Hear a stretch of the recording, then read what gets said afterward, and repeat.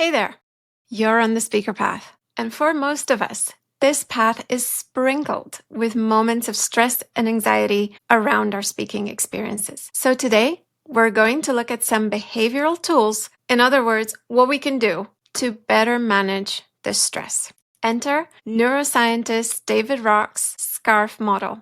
David Rock looked at what types of situations or behaviors constitute social motivations or social threats. What makes us say, more of this please, I'm enjoying the situation, I want to be here, and what makes us pull back? He studied these behaviors in relation to workplace leadership, but I find it an excellent tool in communication work as well. And what's super interesting is that across ages, social categories, professions, nationalities, these 5 psychological needs turned out to be absolutely universal. So we all share them. So let's see what they are. First up, S is for status, our need to feel important, to feel like we matter for our group, for our community. And in public speaking, this is an absolute no-brainer. We want to feel like we do matter to the audience that we're speaking to, or that our ideas matter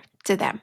Things can easily go wrong in relation to this need. There's nothing worse than people flipping their phones out and checking their emails while we're speaking, or talking to each other in a way that's unrelated to our talk, and sometimes even in a way that is related to our talk. So what can we do? I see a lot of speakers trying to consolidate their need for status by name dropping, by wearing an outfit that's just a little bit too fancy for the occasion. Things like that are obvious attempts to consolidate their importance for the moment. A better strategy is to start from your content. There's nothing better than a speaker who really knows their stuff.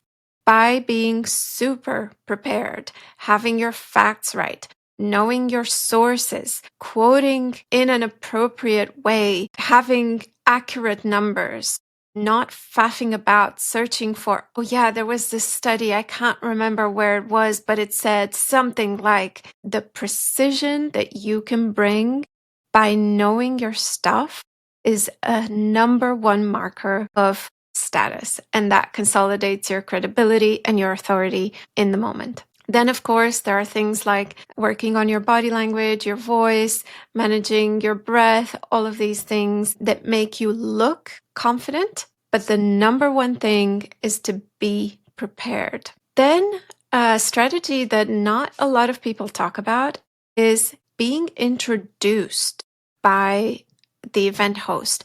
A lot of people are awkward about talking about themselves when you come on stage and you have to go like, yeah, this is me. I have these degrees and I am the CEO of this company. That takes away from the impact of those first moments, and it adds this layer of awkwardness. So wherever possible, agree with your MC or facilitator or moderator or event host, whoever is doing this, agree that they introduce you, because that allows for an instant status boost. So know your stuff, be introduced by the event host, and work on your body language to consolidate your status. Second, C in the SCARF acronym is for certainty. And certainty is a need that we all have around knowing what is going to happen to us. We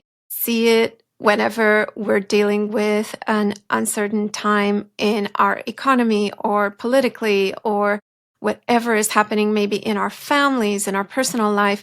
Uncertainty brings significant amount of stress, and we want to know, we need to know what is going to happen next. So how does that play up in public speaking? Very often, not knowing who is going to be in the room can be a source of stress for a lot of speakers. Not having a clear idea who's speaking before me, who's speaking after me, what are they going to be speaking about?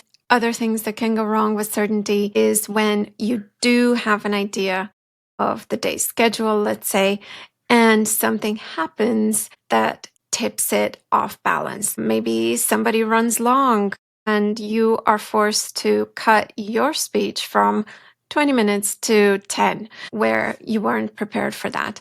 Maybe the room suddenly gets changed because whatever, there's a technical malfunction. Everybody has to move to a different meeting room that you're not so familiar with. Things like that can cause an extra amount of stress. So what can we do to get ahead of this? First off, gather as much information as you possibly can about who's going to be there, where it's going to take place, what is the running order of the day, what type of microphone are you going to be using. I know a lot of speakers who get really put off by having a different microphone than they thought they would. And of course, that changes your performance. What type of layout the room is. Does it have a comfort monitor? Does it not?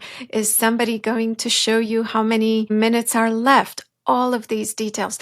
Gather all of this information as much as you can and as early as you can in the process. When things go wrong, what to do? Well, have a plan B. When plan B goes wrong, have a plan C. This is back to preparation again. So whatever reality might throw at you, and sometimes the best laid plans don't work out, be prepared for that so that it doesn't come as a surprise. It doesn't come as something new and unexpected, but rather it's just one of the scenarios that you have prepared for. So for example, what if the tech breaks down? Be prepared to deliver without slides.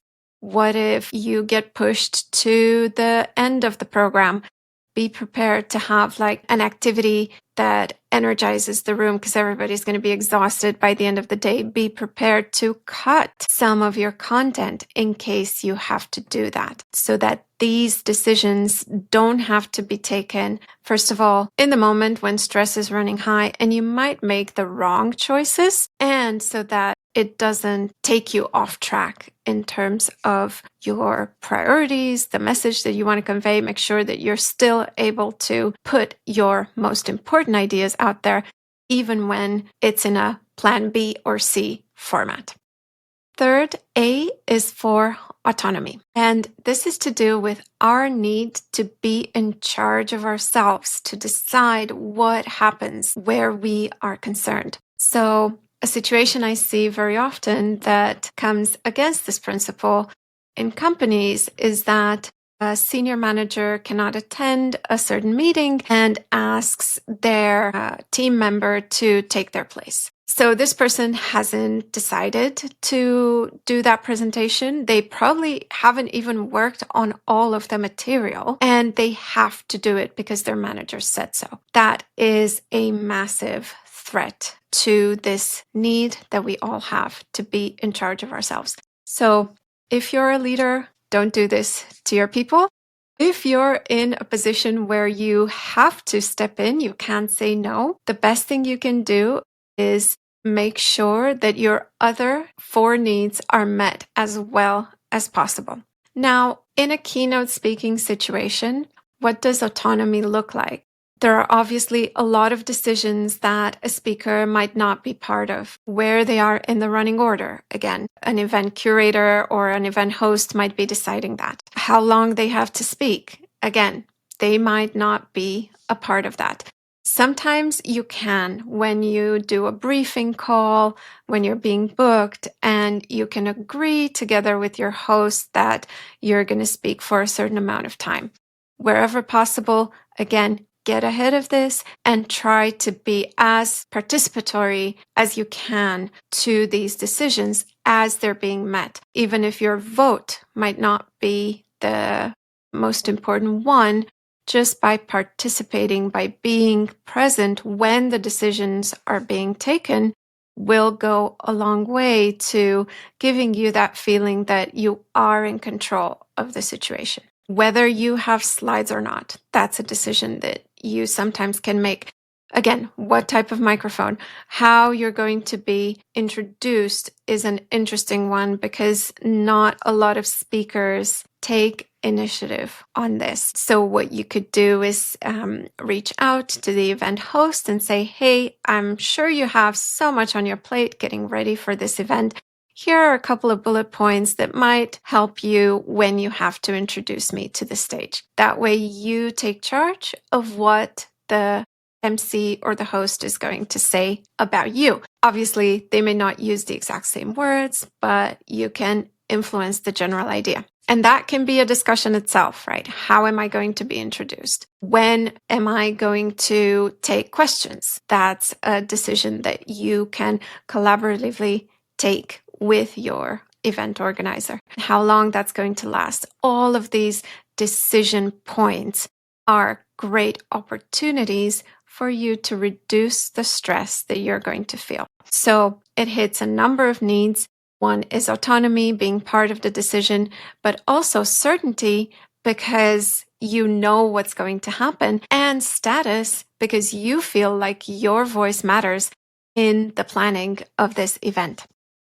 Number 4, relatedness. This is our need to feel familiar with whatever is happening. So it can be definitely around the content. And again, I'm back to be as prepared as you possibly can, be as familiar with your content as you possibly can, but also be familiar with the profile of the audience that's going to be there.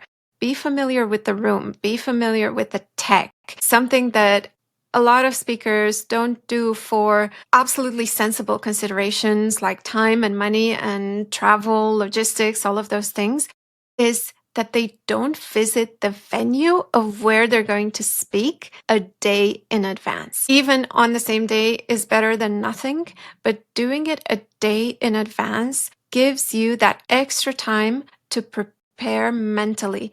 And visualization is an excellent tool because by mentally rehearsing while visualizing the actual space that you're going to be in, the actual outfit that you're going to wear, seeing exactly where are you going to come on stage, what does the room look like, what does the light look like, what does the sound of your voice, how does it hit the microphone in the room. The more familiar, the more detailed you can be while you mentally rehearse, the more familiar it's going to feel. And this is one wonderful thing about the human brain, is that the line between lived experience and imagined experience can sometimes be very, very fine. So by mentally rehearsing, you are giving yourself the feeling that you've actually already done that talk and you've done it well, and you can visualize the result, the standing ovation, all of those things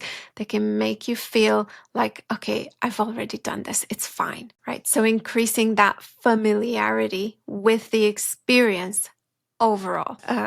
Pro tip here would be to involve as much sensorial input as you possibly can. That's why it's useful to go there a day in advance to see what the room feels, smells, looks like. Other things that might threaten relatedness, other than a lack of familiarity with the space, with the content, is a lack of familiarity with the event organizer. This relationship is so important. And if you're not clear on who does what, when, that can disrupt your communication with the relevant people involved in event management. And that can cause a whole lot of pressure that you can easily avoid by inviting the organizer on a prep call once or twice before you meet, spending time with them backstage without necessarily talking about what you are going to do, logistics and so on. Just connect with that person,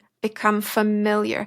And in that way, this key person in the event will feel like a supporter to you. In a more corporate setup, what you want to be familiar with is the expectations, the challenges, the context that people are living, and what their needs are in that moment. What are people looking for? What are they expecting from you in terms of that specific presentation that you're giving? You're probably already familiar with them, right? They're probably your colleagues. If they're a client, do a thorough background check, obviously. But if they're your colleagues, just get really familiar with their experience at the current time.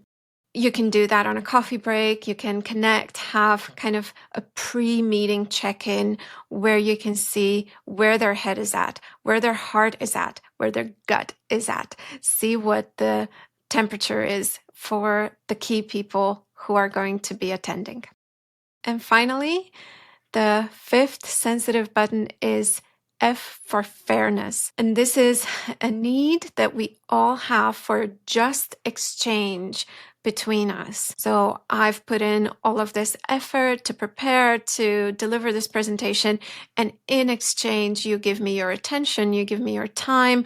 Maybe you give me some sort of action that I want you to take at the end. Maybe you approve some extra budget for my project, whatever it might be in the moment. But for most speakers, attention is the currency that is exchanged here, and sometimes time as well. And we can see that this need is not being met when somebody runs over time and the last speaker has to suddenly cut their content down to half or a quarter of what it was supposed to be. That triggers a lot of people. And there's nothing you can do about it, but just like with autonomy, you can anticipate what might go wrong so that if this need is being threatened, you're able to meet other needs that can balance things out for you.